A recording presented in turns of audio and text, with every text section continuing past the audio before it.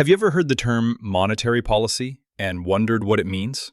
You may hear it in the news when central banks adjust interest rates or make decisions about money supply. It may sound complex, but the idea is actually straightforward. Monetary policy is how a country controls its money and credit to keep the economy stable. Unlike fiscal policy, which is managed by the government through taxes and spending, monetary policy is usually managed by a country's central bank. Examples include the Federal Reserve in the United States, the European Central Bank in Europe, or Bank Negara in Malaysia. These institutions do not make laws or budgets, but they have the power to influence money, interest rates, and lending.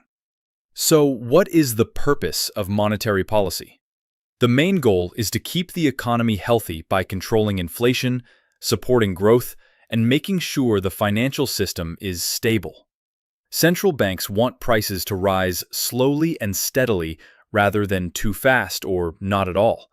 They also want people to have enough access to credit so businesses can grow and jobs can be created. There are two main types of monetary policy.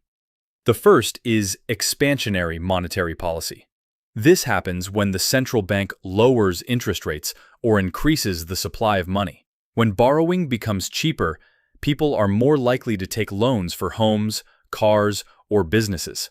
Companies also invest more when the cost of borrowing is low. This encourages spending and helps the economy grow, especially during slowdowns or recessions.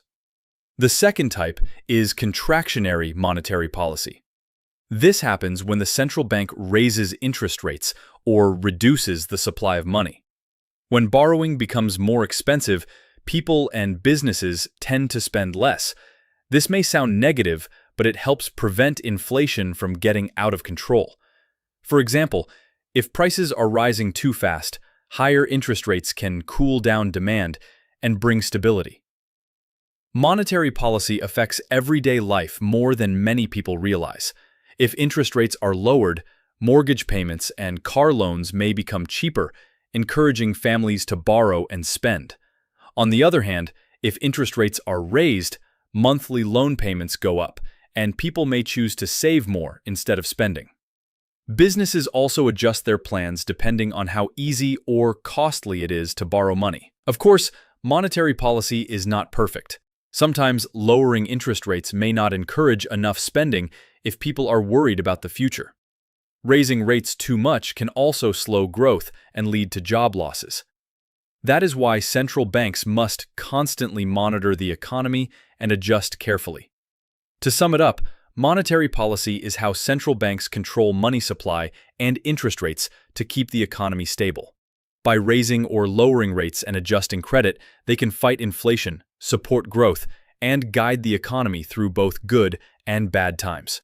Thanks for watching, and if you found this explanation useful, be sure to like, share, and subscribe for more simple breakdowns of important economic ideas.